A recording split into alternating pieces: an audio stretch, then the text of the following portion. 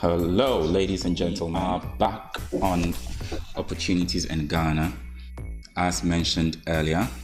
Today is our conversation with Carl. Carl is the CEO of Banana Bread Haven. Banana Bread Haven makes awesome breads, like I said earlier on. And I would like to introduce our one and only friend, Carl. Carl is here with his marketing mind. I want to welcome you guys. First of all, I'd like you to introduce yourselves. I know Carl. I know your names, but please introduce yourselves and what you do in the company. Yeah. Thank you very much for this opportunity. I'm Carl Kwame Kusipojo, the main brain behind Banana Bread Haven. And I'm Patricia Alow, the marketing manager for Banana Bread Haven. My desire during this interview is for us to inspire people. At the time, COVID became very severe in March. Where was Banana Bread Haven, and how did Banana Bread Haven survive through the whole lockdown period and everything? Banana Bread Haven started not quite long ago. During the lockdown, Banana Bread Haven was not in existence, let me say so.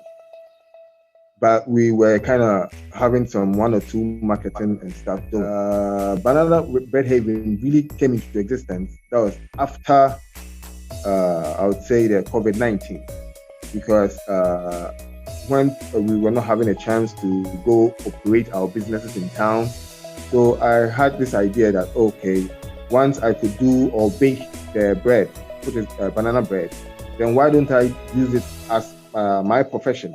And also help the community, because it was difficult during those days to even go out to get food. And also friends also told me, guys, so with this bread that you're doing, you do it for us to eat. So why don't you come on, get on the market and see how people are going to take it, because we like it. And once we like it, then I know it has a good taste. So people would also appreciate it. So I thought of that as, okay, then let me just come out and explore the market too.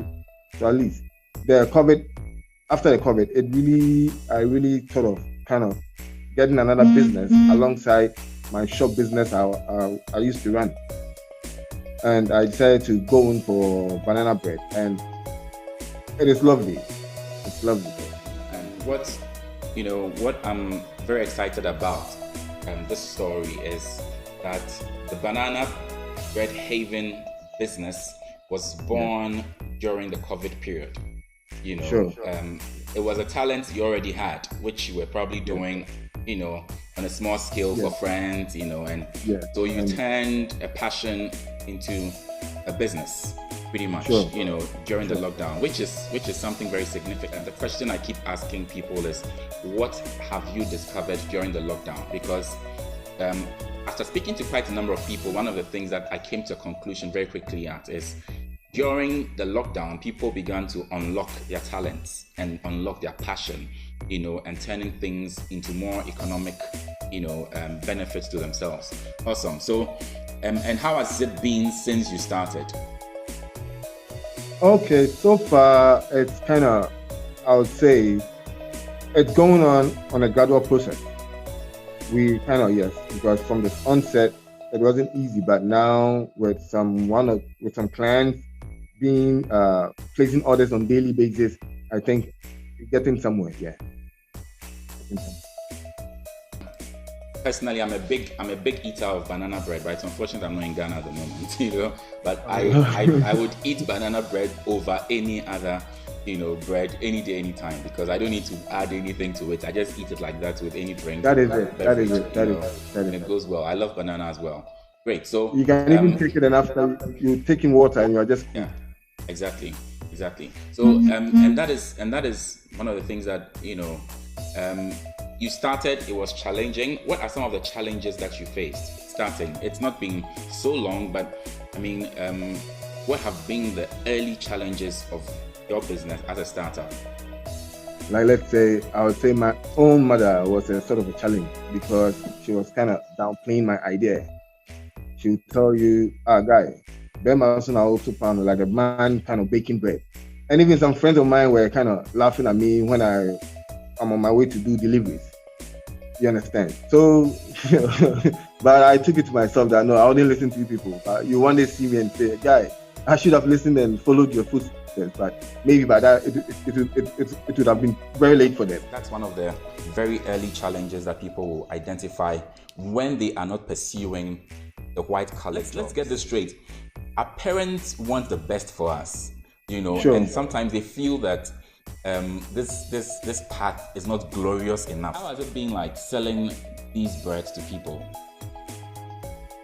Oh, okay. For me, selling the bread wasn't that difficult because I'm already into the selling business. Let me put it that way. I own a kitchen, Rebirth Kitchen, and what I do is I cook local dishes, but then I can cook foreign meals as well. That it's basically on request if the client requests for any kind of foreign meal. But the kitchen is mainly local dishes, local Ghanaian dishes. That's what I serve in my kitchen. So when the lockdown came in and then he couldn't go to the shop, but I was still selling my food and all that. And he was like, oh, okay, this bread thing, if I give some to you, would you be able to sell it for me? And I was like, oh yes, why not? It's bread and I'm cooking, like mine is food. Even though bread is also food, but then it's two different items. So I will be able to sell that, including what I'm also doing for you. So then he started baking, and what I do is when I'm going to do my delivery, I put his bread, a sample of the bread inside my delivery pack, and then I take it to the client. Saying that if you want to go fast, you go alone, but if you want to go far, you go with someone, or you go with. Say in the next 5 years to come, at least Banana Bread Haven will be one of Ghana's biggest brands. Yes, in Ghana, at least I should be all over Ghana in the next 5 years. We're in Accra, so let's say some time to come, let's say in about a month or two, I would want to also get to Kumasi and get some of the bread there. Yeah, I'd like to encourage everyone who's watching now that if you haven't tried Banana Bread Haven, please make it a point to try it out. If they want to order, what number do they call? 20. That's the Vodafone. Okay. That's the 020-609-6781. Or 0245. Okay. 01 6110. 0245 Yes. 01 6110. Okay. All right. So I'm going to put this on the screen for people to see. So you include this one too. 0266 318443. 0266 318443. I have put this up there. So I mean, Carl and Tricia, you have been running business for a while now. What are how did you get to that? How did you get to the idea of business? Because usually we talk about idea generation. The whole business process, starting a business, starts with generating an idea. You know, for you, what inspired the idea of the business? You may have talked a little bit about it, but I'm sure this is not the only idea you've had for business. You probably had many other ideas.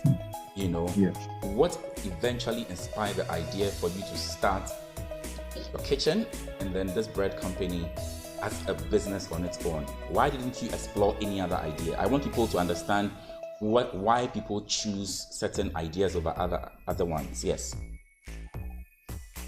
In the first place, I would say, when you tell people you do banana bread, they'll ask you, do you add flavor or you use the raw banana?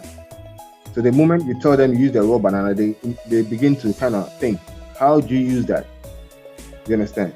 So I'll tell them, banana bread is sort of the kind of bread that when you taste it, you're not going to taste any other bread. Together with the banana bread, I also run a shop. Okay. In the market, yes. I also run a shop in the market. Patricia, you own a kitchen. What other businesses did you explore before arriving at the kitchen idea? Um, I'm into fashion. I'm a fashion student. I'm currently in Blue Crest School of Fashion. Awesome. Where I'm studying fashion as well. So whilst I was in school, cooking is a passion. I naturally love cooking. Like cooking calms me down. Cooking is like my go-to place when I'm stressed. When once I enter into the kitchen, I just have this peace. And so I love to cook. And sometimes friends will give you money to cook for them. Oh, I'm busy. Can you just do this stew for me? And so in the process, I was like, okay. Because sometimes when they give me the money after buying the items, I realize that I get some small change and I I keep it to myself. So I was like, okay, why can't I just turn this into business? I love cooking naturally. And so let me just cook for people and then turn it into a business. And then I started with few friends and family. Okay, I want this, do that for me. And then that is how I started. So people started recommending me, and then that is how I moved. So I was into fashion already, like doing fashion already before the whole cooking thing came in. A couple of bread. We have the coconut bread, the milk bread, like varieties of bread. But then most of the time, you notice that they don't use the natural ingredient itself. It's a lot of times artificial. They add color, a lot of sugar, and all of those things. But when I ate the bread, you could feel everything natural. You feel the banana. You feel you are eating banana. So it was very unique. Honestly, I didn't have to really go and try and convince people, take this bread and eat. I just put it in the bag, and once the person tastes it with a little note, just try the bread, and the person tastes it, and then that's it. I just get amazing feedbacks, and so that was how I decided that okay, then I'll partner with him as well, as in the Banana Bread Haven, and add it to my kitchen. I have put the number out there a few times for people to see, and I want to encourage everyone who is watching us to give these numbers a call, and try the bread. Our friends who are in other neighboring countries, in Togo, Benin, Ivory Coast, other West African countries who also want to sell the bread, you are more than welcome to call the numbers. You can add +233 to the numbers, and then you will get all the information. I want to congratulate you on starting Banana Bread Haven, and Thank you. Patricia, on your kitchen as well. And please, after you taste it, come and comment on this video on opportunities in Ghana. Don't just watch and give me a like or a love. I don't want your likes. I don't want your heart signs. I don't want anything. Just call the number, and then come and give me a comment. That's all I'm asking for. So thanks, bro, and I'm very grateful for sharing your passion with everyone. And Patricia, thank you as well. And I wish you guys all the best. Thank you, everyone, for being with us on Opportunities in Ghana. Finish the meeting with this picture of Chadwick. May his soul rest in perfect peace. And thank you, bro. All the best.